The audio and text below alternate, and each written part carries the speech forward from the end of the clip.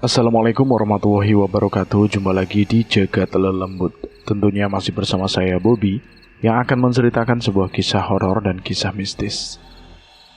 Apa kabar teman-teman semua? Semoga kalian sehat selalu, panjang umur, bahagia selalu dan selalu dimudahkan segala urusannya. Dan sebelum melanjutkan ke ceritanya, buat kalian yang baru bergabung di channel ini, silahkan klik tombol subscribe dan tombol loncengnya agar kalian tidak ketinggalan cerita terbaru dari kami. Oke, kita langsung saja menuju ke ceritanya.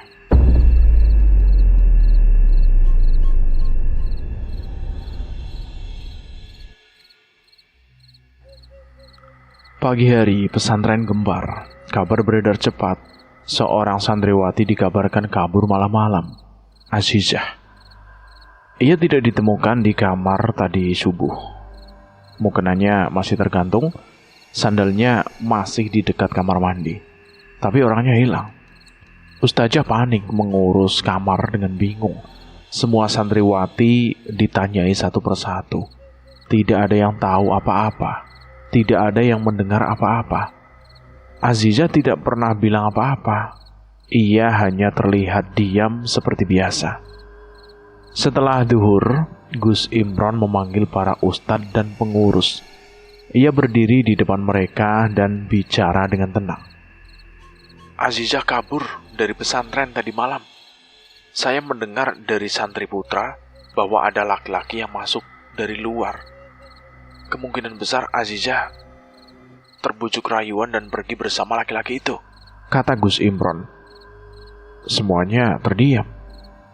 Astagfirullahaladzim, kenapa bisa terjadi hal begini? Apa tidak ada tanda-tanda lain sebelumnya? Kata ustadz lain kepada Gus Imron. Gus Imron menunduk. Saya juga tidak menyangka. Tapi kadang godaan dunia memang datang tiba-tiba. Saya berharap kita semua bisa mengambil pelajaran. Kita doakan, semoga Azizah sadar dan kembali ke jalan yang benar. Suasana mendadak penuh penyesalan. Para santriwati menangis. Beberapa ustazah menyalahkan diri sendiri karena merasa gagal membimbing. Kamar Azizah digeledah, catatan-catatan diperiksa, tapi tidak ditemukan petunjuk apapun. Yang ada hanya pakaian rapi di lemari, mustaf yang tertutup rapat, dan sajadah yang terlipat. Hari itu semua santri dikumpulkan di aula. Kiai tidak hadir, hanya Gus Imron yang berdiri di depan dan memberi pesan panjang tentang pentingnya menjaga diri dari godaan setan, menjaga kehormatan, dan jangan mudah percaya pada laki-laki dari luar. Azizah yang selama ini jadi panutan, kini disebut sebagai contoh santriwati yang tersesat. Di sudut aula, Kang Malik duduk diam. Entah karena hawa yang lebih dingin dari biasanya, atau karena pikiran yang tidak berhenti mengulang wajah terakhir Azizah yang ia lihat. Ia ingin menangkap semuanya hanya kebetulan, tapi dalam hati kecilnya ada suara lain. Suara yang terus mengganggu dan mengatakan bahwa semua ini tidak wajar. Seminggu berlalu sejak kabar Azizah kabur diumumkan. Tapi bukannya mereda, suasana di pesantren malah semakin aneh. Beberapa santri putri mulai mengeluh merasa diawasi saat di kamar mandi. Santri putra mengaku mendengar suara orang mengaji sendiri di belakang asrama tua. Para ustadz menganggapnya sugesti dan meminta semua tetap fokus pada ibadah dan hafalan. Tapi rasa dingin itu tetap menempel, apalagi saat malam datang. Hasan adalah yang pertama merasakan gangguan itu. Malam itu sekitar pukul 2, ia bangun karena perutnya mulas. Ia berjalan sendiri ke kamar mandi belakang asrama putra. Jalannya gelap, hanya lampu redup yang menggantung di tiang bambu di ujung lorong. Hasan menguap sambil menggaruk kepala. Ia membawa gayung dan handuk kecil, lalu berhenti di depan bak air. Bak itu penuh seperti biasa. Tapi begitu ia menceburkan tangan ke dalam, airnya itu berubah warna, merah. Bukan seperti tanah, bukan seperti karat. Merah seperti darah, pekat, anyir. Bau amis menyengat keluar dan membuat Hasan mundur satu langkah. Astagfirullahaladzim, apaan ini? Gumam Hasan sambil mengangkat tangan. Air yang menetes dari jari-jarinya itu bukan air biasa, lengket. Seperti lendir bercampur darah basi. Ia langsung mengelap tangannya ke sarung. Tapi bau amisnya itu tidak hilang. Ia menunduk ke bak, mencoba memastikan apa yang ia lihat. Dari dalam air itu muncul gelembung, lalu pelan-pelan muncul wajah. Wajah yang setengah hancur, matanya bolong, mulutnya sobek. Jilbab menempel di kulitnya yang robek. Itu wajah yang ia kenal. Wajah yang pernah menangis di gudang seminggu yang lalu. Wajah Azizah. Azizah bukanlah sekedar bayangan samar atau suara angin yang berhembus di malam hari. Ia adalah manifestasi dendam yang hidup, yang lahir dari luka yang tak pernah sembuh. Tubuhnya yang dulu suci dan tenang, kini berubah menjadi sosok makhluk yang mengerikan. Seolah neraka sendiri telah membentuknya dari tanah kuburannya yang dangkal. Kulitnya yang dulu putih bersih, sekarang retak-retak seperti tanah kering di musim kemarau, dengan darah kental mengalir dari celah-celahnya. Bukan darah segar, tapi darah basi yang berbau amis busuk. Campuran antara pupuk gudang dan daging membusuk. Rambutnya yang panjang, basah dan lepek. Bukan lagi hitam mengkilap, tapi hitam pekat seperti malam tanpa bulan. Menjuntai hingga menyentuh lantai dan meninggalkan jejak lendir merah dimanapun ia melangkah. Jilbabnya yang dulu rapi kini sobek-sobek. Ujungnya terbakar, menggantung di tubuhnya seperti kain kafan yang sobek. Matanya bolong. Bukan hanya kosong, tetapi seperti lubang hitam yang menyerap cahaya. Dengan darah kental mengalir di sudutnya, menetes perlahan ke pipinya yang retak. Mulutnya setengah terbuka, menunjukkan gigi-gigi yang patah. Beberapa di antaranya berlumur darah kering. Suaranya yang dulu merdu saat ngaji, kini parau dan patah-patah, seperti besi berkarat yang digesekkan di batu. Setiap langkahnya terdengar seperti gesekan tulang di lantai, disertai bau yang membuat udara terasa berat. Ia tidak melayang seperti hantu-hantu dalam cerita, tetapi menapak tanah.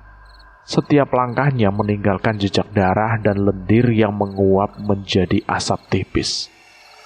Hasan mematung. Wajah Azizah tidak bicara, hanya muncul dan menatapnya. Lalu satu tangan muncul dari air. Kulitnya pucat retak-retak, dengan kuku-kuku panjang yang patah di ujungnya. Tangan itu menarik Hasan ke dalam bak. Hasan menjerit membanting gayung dan berlari terbirit-birit keluar dari kamar mandi. Ia tidak berhenti sampai kembali ke kamarnya. Nafasnya tidak karuan. Tubuhnya basah karena keringat dingin. Teman sekamarnya terbangun, tapi Hasan hanya bilang dia sakit perut dan langsung membungkus dirinya dengan selimut. Ia tidak tidur sampai pagi, matanya menatap langit-langit dengan pandangan kosong. Keesokan harinya wajahnya pucat, tapi ia tidak bicara banyak. Ia hanya duduk diam dan menunduk. Saat sholat berjamaah, ia selalu di saf paling belakang. Kepalanya lebih sering menunduk dalam-dalam. Ia berhenti tertawa, ia berhenti menggoda santri lain, tapi tidak ada yang bertanya kenapa. Hasan memang bukan orang yang suka bicara banyak. 2 malam setelah itu, Hasan kembali ke kamar mandi yang sama.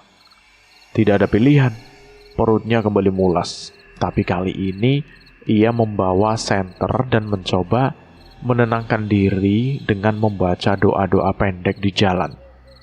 Ia membuka pintu WC nomor 7, pintu yang paling pojok. Ia duduk, tenang, diam. Tapi saat ia hendak keluar, pintu itu tidak bisa dibuka. Ditarik pelan tidak bisa. Didorong tetap tidak bergerak. Siapa yang main-main? Teriak Hasan dari dalam.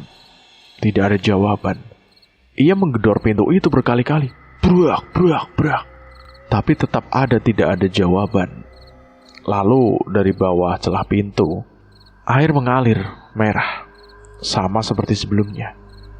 Air itu tidak deras, tapi menetes pelan-pelan, seperti darah dari tubuh yang baru disayat. Hasan mendongak, jantungnya berdetak kencang. Ia mundur, menempel ke dinding. Lalu dari lubang WC muncul rambut panjang hitam basah. Rambut itu keluar perlahan seperti ular, melingkar di lantai, lalu naik ke atas. Hasan menjerit dong dan mencoba melompat ke atas kloset. Tapi rambut itu naik lebih cepat. Dalam hitungan detik, rambut itu menjerat lehernya kencang. Hasan berusaha meronta, tapi tubuhnya terbentur tembok. Lehernya ditarik kuat-kuat ke bawah. Wajahnya membentur kloset, mulutnya terbuka, matanya membelalak, nafasnya habis. Rambut itu menarik kepalanya ke dalam lubang. Hasan tidak bergerak lagi. Pagi harinya, kamar mandi itu ditemukan terkunci dari dalam. Pengurus terpaksa mendobraknya. Di dalam, Hasan sudah tidak bernyawa. Kepalanya masuk ke dalam lubang kloset. Lehernya tertekuk. Tubuhnya seperti orang sujud, tapi kaku dan dingin. Di lantai ada bekas air yang tidak jelas asalnya. Pengurus pesantren mencoba menjelaskan kepada para santri bahwa Hasan terpleset saat buang air. Kepalanya terbentur dengan keras, mati di tempat. Kabar itu disampaikan dengan suara gemetar, tapi para santri tidak mudah percaya. Santri putri mulai saling berbisik. Beberapa dari mereka mengaku bermimpi didatangi Azizah. Wajahnya rusak, tapi suaranya tetap lembut. Ia tidak bicara, hanya menangis, menatap, berdiri di ujung kamar, atau duduk di pojok aula. Suasana pesantren mendadak berubah. Tidak ada yang berani keluar kamar malam-malam. Bacaan zikir makin keras di setiap asrama. Tapi suasana dingin itu tetap terasa, seakan tidak mau pergi. Gus Imron tidak menunjukkan reaksi besar atas kematian Hasan. Ia hanya menyampaikan pesan pendek usai sholat maghrib. Kita kehilangan salah satu saudara kita. Semoga Allah mengampuni dosanya dan menerima amalnya. Jangan berspekulasi, jangan membuat cerita macam-macam. Tetap fokus pada ibadah. Ini ujian bagi kita semua, kata Gus Imron. Suaranya tenang, tapi sorot matanya tajam, seakan menantang siapapun yang ingin mempertanyakan sesuatu. Roni terlihat paling gelisah di situ.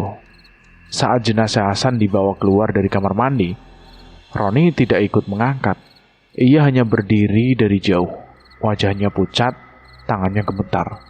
Bibirnya bergetar seperti orang menahan mual. Sejak malam itu, ia tidak pernah tidur dengan lampu mati. Ia menyalakan radio kecil setiap malam, memutar murotal atau lagu-lagu sholawat. Tapi tetap saja wajahnya semakin hari itu semakin pucat oleh keringat dingin. Matanya merah karena tidurnya itu kurang. Kang Malik memperhatikan semua ini dari jauh. Sejak kematian si Hasan, Kang Roni itu berubah drastis. Ia tidak lagi bercanda dengan santri lain. Wajahnya pucat, matanya cekung. Tangannya sering gemetar. Ia tidak mau makan bersama. Ia juga tidak tidur dengan lampu mati. Kadang ia duduk di ranjangnya sendiri, menatap kosong ke dinding. Kadang ia membaca sholawat keras-keras. lalu tiba-tiba berhenti dan menutup telinga. Teman-temannya mulai takut pada si Roni yang berada satu kamar dengannya. Mereka sering mendengar Roni berbicara sendiri, suaranya serak. Kadang seperti orang yang sedang memohon. Kadang mereka juga mendengar suara lirih perempuan mengaji di sekitar tempat tidur Roni. Tapi setiap mereka buka pintu, tidak ada siapa-siapa. Hanya Roni yang duduk di ranjang, memegangi kepalanya sendiri. Aku melihatnya, kata Roni pelan suatu malam kepada santri di sebelahnya. Dia duduk di ranjangku. Dia menyenandungkan sholawat dengan suara serak. Darahnya menetes ke lantai. Santri yang ada di sebelahnya itu ketakutan mundur. Ron, kamu ngomong apa?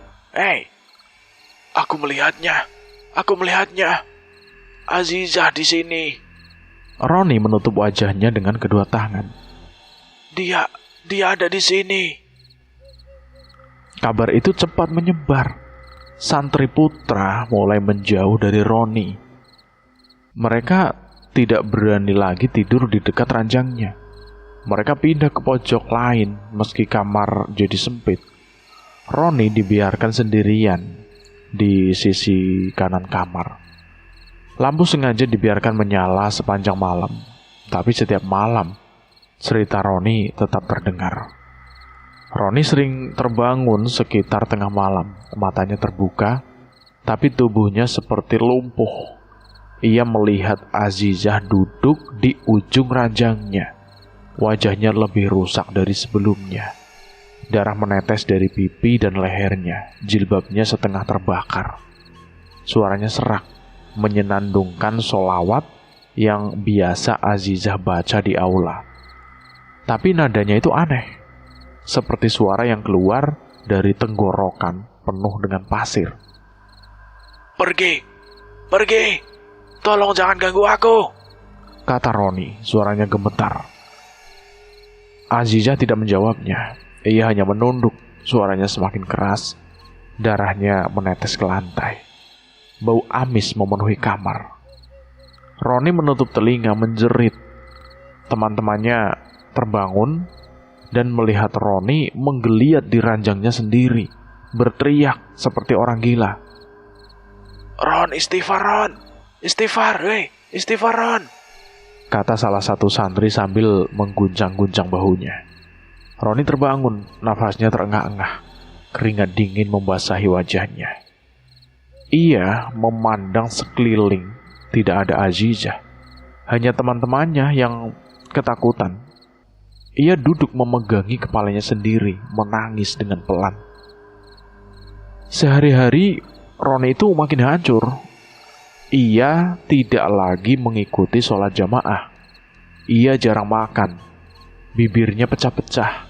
Tangannya gemetar terus-menerus. Ia sering menggumamkan nama Azizah. Kadang diselingi sumpah serapah, kadang doa. Semua yang melihatnya itu merasa kasihan sekaligus takut. Malam ketiga setelah kematian Hasan, Roni benar-benar tidak bisa tidur dia. Ia duduk di lantai, punggungnya itu bersandar ke dinding. Lampu menyala terang. Radio kecil di sampingnya itu memutar murotal, tapi suara itu tiba-tiba rusak seperti kaset kusut. Dari balik suara murotal itu, terdengar lagi suara perempuan menyenandungkan selawat. Suara itu semakin dekat, makin parau. Roni mendongak. Di depan pintunya, di situ ada Azizah berdiri.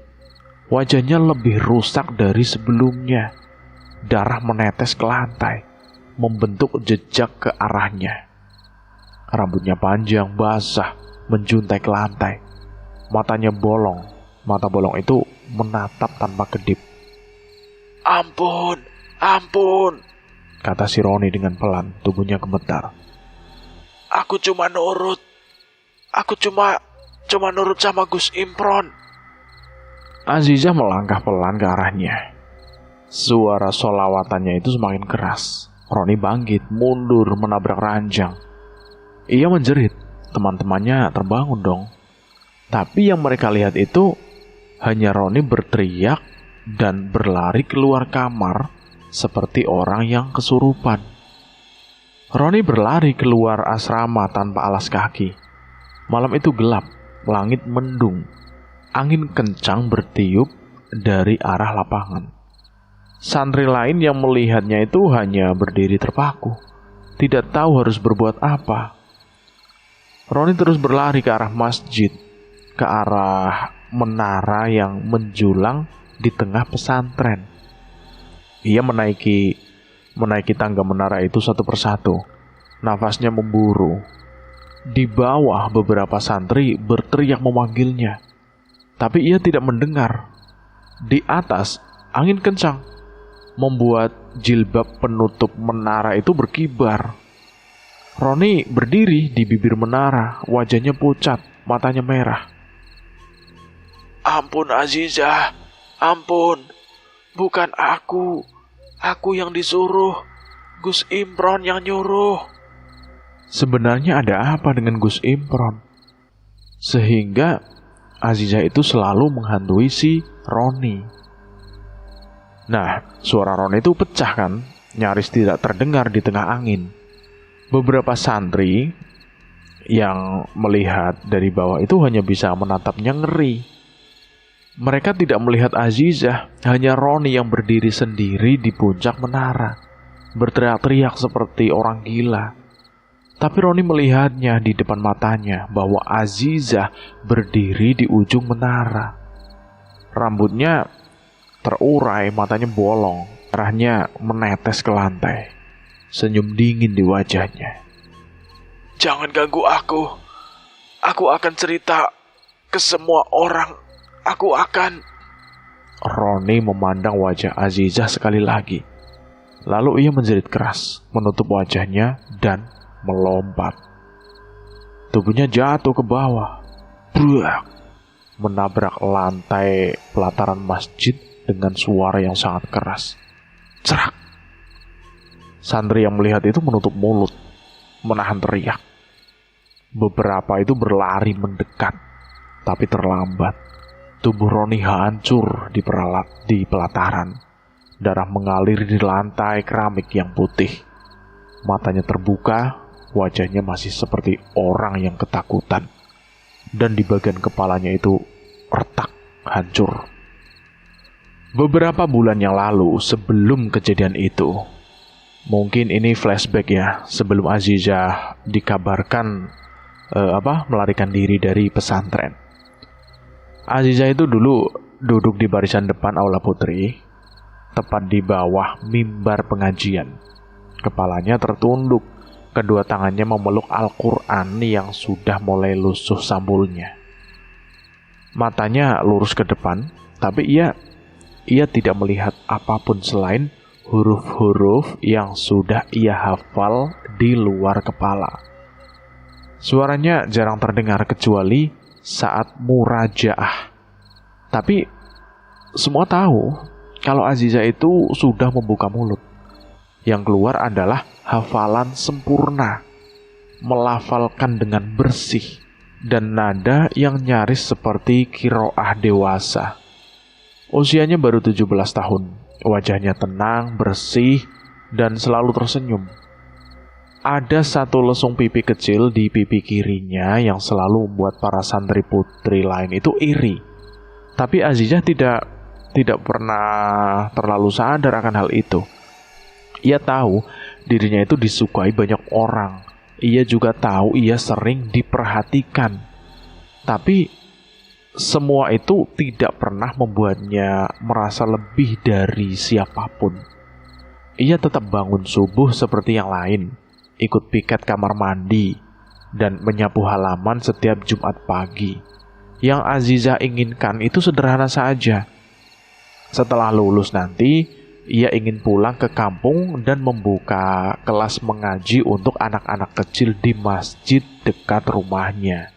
Ia tidak bercita-cita jadi ustazah terkenal. Ia tidak memikirkan beasiswa ke luar negeri seperti santri-santri unggulan lainnya. Ia hanya ingin punya hidup yang bersih, tenang, dan dekat dengan Al-Quran. Itu saja. Nah, Azizah itu tinggal di kamar B4 bersama 6 santriwati lainnya. Mereka sudah seperti saudara, tapi meskipun dekat, Azizah tetap tidak banyak bicara. Ia lebih sering mendengarkan kalau teman-temannya sedang cerita tentang cinta-cintaan atau lelaki di luar sana. Azizah hanya tersenyum atau pura-pura tidur. Ia menjaga dirinya bukan karena sok suci, tapi karena memang tidak tertarik. Namun bukan berarti tidak ada yang tertarik padanya. Kang Malik adalah salah satu santri putra senior. Ia bukan tipe yang banyak omong. Badannya itu kurus, kulitnya gelap, dan bajunya sering terlihat lebih kusam dibandingkan santri lain. Ia berasal dari keluarga petani miskin di pelosok. Setiap kali ada jadwal gotong royong, ia selalu jadi yang paling awal datang dan paling akhir pulang. Ia tidak terlalu pintar, tapi rajin. Ia juga sering jadi makmum bagi para ustadz. Dari kejauhan, Kang Malik itu sering memperhatikan Azizah. Ia tahu batas. Ia tidak pernah menyapa Azizah di luar kegiatan resmi. Tapi saat pengajian gabungan atau saat kerja bakti membersihkan lapangan, tatapan Kang Malik selalu mencari-cari sosok gadis berjilbab putih dengan mata teduh itu. Sesekali mata mereka bertemu. Azizah kadang menyadarinya, kadang pura-pura tidak. Dalam hati, ia tidak risih. Tapi ia juga tidak pernah mengizinkan pikirannya melangkah lebih jauh. Azizah itu bukan untukku. Dia terlalu bersih. Aku cuma bisa menjaga dia dari jauh. Gumam Kang Malik suatu malam sambil menyapu lantai musola. Di sisi lain, perhatian lain mulai datang. Tapi bentuknya itu berbeda, yaitu Gus Imron. Nah, ini Gus Imron ini, anak kiai pesantren Al-Fatih, mulai sering menyebut nama Azizah dalam berbagai kesempatan. Ia baru kembali dari pesantren lain setelah mondok beberapa tahun. Sekarang ia mulai sering mengisi kajian, memimpin sholat, dan ikut dalam musyawarah dengan para ustadz senior. Di mata para santri, Gus Imron ini adalah sosok alim, sopan, dan karismatik. Wajahnya bersih, kulitnya putih, pakaiannya selalu rapi, dan ia itu pandai bicara. Santri putra menaruh hormat padanya, dan santri putri seringkali mencuri pandang saat ia lewat, termasuk Azizah di awal-awal. Sampai kemudian ada hal yang membuat Azizah itu merasa tidak nyaman.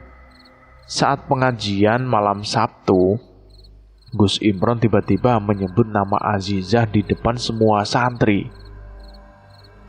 Kita patut meladani santriwati seperti Azizah. Hafalannya kuat, ibadahnya terjaga.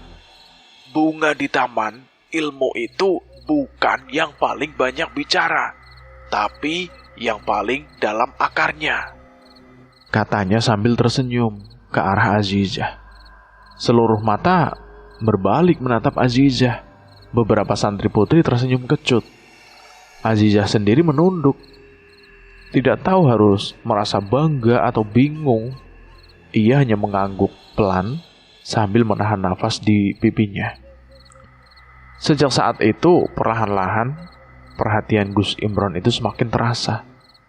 Ia mulai menyapa Azizah di lorong perpustakaan. Kadang saat kegiatan di kebun, ia lewat dan bertanya apakah Azizah butuh bantuan.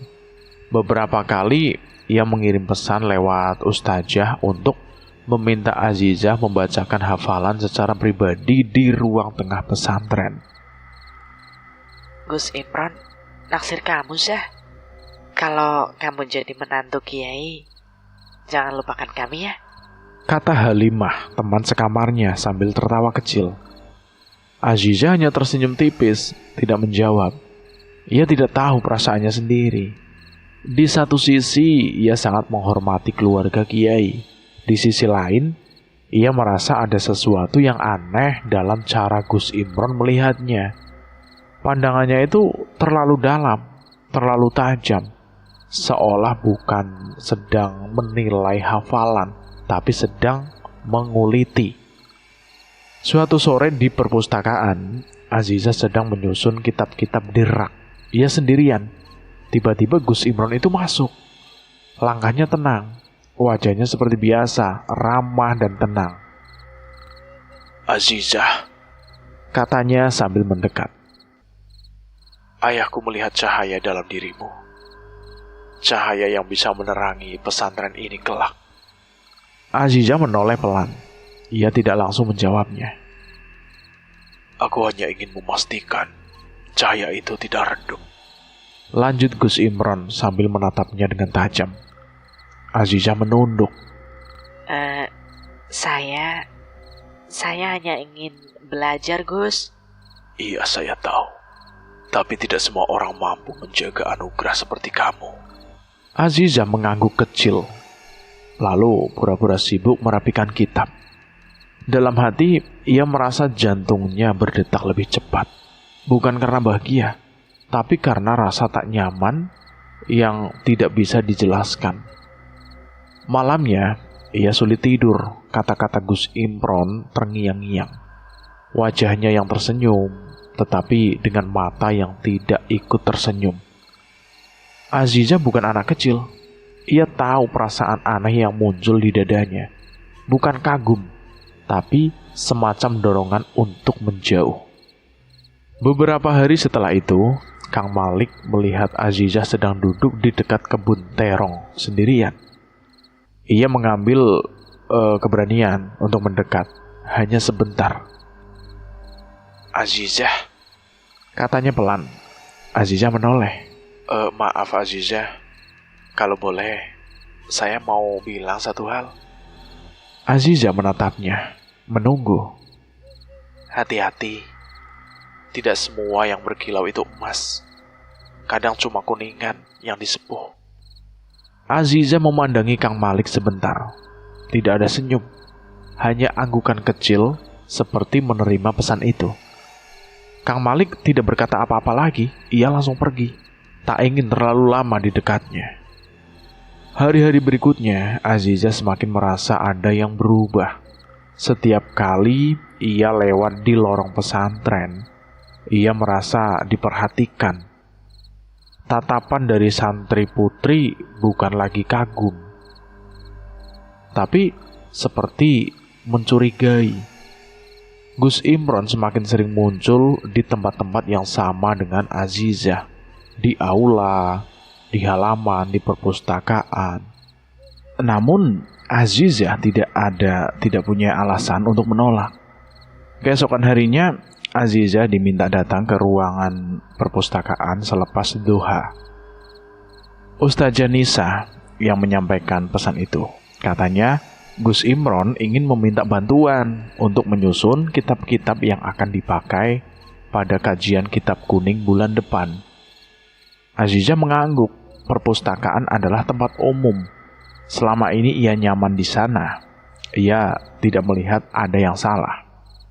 Saat ia tiba, perpustakaan itu masih kosong. Rak-rak tinggi berdiri berjajar. Aroma kayu lama dan debu tipis menyatu dengan bau tinta dari buku-buku tua. Jendela-jendela kayu dibiarkan terbuka setengah. Angin masuk perlahan. Aziza menaruh tas kecilnya di bawah meja, lalu mulai mengecek daftar kitab yang diletakkan di meja. Beberapa menit kemudian, langkah kaki terdengar dari arah pintu belakang. Gus Imron masuk dengan senyum ramah. Bajunya putih bersih. Aroma parfumnya langsung menyusup ke hidung Aziza. Ia membawa setumpuk kitab yang diletakkan di meja depan. Azizah menunduk sopan, tapi perasaannya tidak setenang biasanya. Terima kasih udah datang, Azizah. Aku butuh orang yang teliti untuk menyusun kitab-kitab ini. Santriwati lain kurang fokus, tapi kamu beda. Azizah hanya mengangguk. Ia mulai membuka kitab-kitab itu, menyalin judul-judulnya ke buku catatan. Tangannya bergerak seperti biasa, tapi pikirannya tidak diam. Ayahku bilang, kamu punya ketenangan yang sulit dicari di zaman sekarang. Ucap Gus Imron pelan. Ketenangan itu langka, apalagi di wajah perempuan. Azizah tidak menjawab. Ia menunduk pura-pura tidak dengar, tapi hatinya mulai tidak enak. Azizah. Gus Imron berhenti sejenak, suaranya lebih dalam. Aku tidak pernah melihat cahaya seperti yang kulihat di dirimu. Kata-katanya terdengar seperti pujian, tapi juga seperti jerat. Mata Gus Imron menatapnya lama, seolah ingin menembus pikirannya. Azizah mengangguk seadanya, lalu bangkit berdiri. Saya permisi dulu, Gus. Belum salin hafalan tadi pagi. Gus Imron tersenyum, tapi tidak menjawab. Azizah cepat-cepat keluar, langkahnya sedikit gemetar. Sejak hari itu, pertemuan dengan Gus Imron semakin sering. Terkadang ia diminta membawa kitab ke ruang kiai. Kadang disuruh menemani pengurus arsip kajian. Selalu berdua. Selalu dengan alasan yang tampaknya itu masuk akal. Setiap permintaan lewat ustazah atau surat kecil yang dititipkan lewat pengurus. Tidak ada yang terang-terangan. Tapi semuanya diarahkan agar Azizah ada di dekatnya. Setiap pertemuan membuat Azizah makin bingung. Tatapan Gus Imron itu tidak berubah. Ucapan-ucapannya semakin lembut, tapi terlalu personal. Ia tidak pernah menyentuh, tapi jarak di antara mereka selalu terasa lebih sempit dari seharusnya. Azizah mulai merasa terkepung, tapi ia tidak tahu kemana harus lari. Di saat yang sama, dua santri senior, Hasan dan Roni.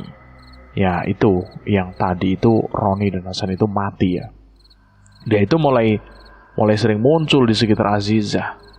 Mereka pura-pura ramah, kadang menawarkan bantuan membawa barang, kadang menyapa dengan nada bercanda yang tidak lucu. Roni pernah berkata dengan pelan, Santriwati teladan makin cantik saja ya, kalau duduk di taman. Azizah tidak menanggapi. Ia hanya pergi. Tapi sorot mata mereka membuat Azizah tidak betah berlama-lama di tempat umum. Ia mulai menghindari koridor belakang di ruang makan umum saat mereka ada di sana. Azizah tidak bercerita pada siapapun. Siapa yang akan percaya Gus Imron adalah anak kiai? Siapa yang akan percaya kalau ia bilang ia mulai merasa terintimidasi? Apalagi tidak ada tindakan langsung yang bisa dikatakan sebagai salah. Hanya tatapan, hanya kata-kata. Tapi perlahan, kata-kata itu jadi beban. Suatu sore, Azizah sedang duduk di bangku bawah pohon mangga di samping dapur umum. Ia sedang membuka catatan tafsir saat Kang Malik datang membawa ember berisi air wudhu. Ia berhenti sejenak, ragu, lalu duduk di ujung bangku yang sama. Ukti Azizah, Katanya pelan. Azizah menoleh, matanya tenang, tapi lelah. boleh saya bicara sedikit? Azizah mengangguk. Saya cuma ingin bilang, hati-hati. Tidak semua yang berkilau itu emas. Kadang cuma kuningan yang disepuh. Azizah tidak tersenyum. Ia menatap Kang Malik beberapa detik, lalu mengangguk kecil. Perkataan itu terulang kembali. Terima kasih, Kang. Kang Malik berdiri. Ia tidak berkata apa-apa lagi. Ia tahu kapan harus pergi. Malam harinya, Azizah duduk sendiri di pojok kamar. Teman-temannya sudah tertidur. Lampu kamar dipadamkan. Tapi Azizah tidak bisa tidur. Bayangan wajah Gus Imron terus muncul. Ucapan-ucapannya berputar di kepala. Wajah Hasan dan Roni terbayang. Bahkan mata Kang Malik yang nampak cemas ikut menghantui pikirannya. Ia mencoba membaca Al-Quran, tapi pikirannya tidak bisa fokus. Matanya menatap huruf-huruf itu, tapi maknanya tidak masuk. Tiba-tiba, ia merasa asing di tempat yang selama ini ia anggap paling aman. Ia merasa seperti sedang dilihat, tapi bukan karena hafalannya, bukan karena akhlaknya, tapi karena tubuhnya.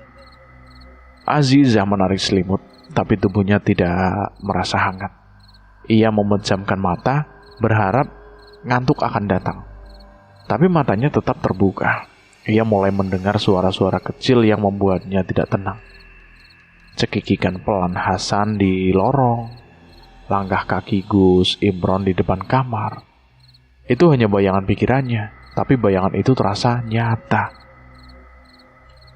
Esoknya saat ia sedang mencuci mukena di belakang asrama, Hasan lewat dan berkata dengan senyum tipis, "Jangan capek-capek Azizah, nanti capeknya sampai ke dalam." Azizah tidak menjawab. Ia mengangkat baskom lalu pergi begitu saja. Hari-hari berikutnya, Azizah mulai menghindari semua yang bisa dihindari. Ia tidak lagi duduk di tempat terbuka. Ia meminta jadwal piket diganti supaya tidak bersinggungan dengan Roni. Ia juga mulai menolak tugas tambahan dengan alasan sedang murajaah. Tapi tidak semua bisa ditolak. Surat dari Gus Imron tetap datang. Tugas tetap diberikan. Dan setiap kali ia menolak, Ustazah hanya berkata, Azizah, kamu santri yang dipercaya. Jangan kecewakan kepercayaan itu. Azizah hanya diam. Dia tidak sanggup berkata bahwa kepercayaan itu justru sedang mencekiknya. Dan cerita ini bersambung dulu sampai di sini. Saya akan melanjutkan ceritanya lagi di part berikutnya. Bagaimana menurut teman-teman tentang cerita ini? Silahkan tulis di kolom komentar. Dan saya mohon maaf jika ada kesalahan kata. Saya pamit undur diri. Wassalamualaikum warahmatullahi wabarakatuh.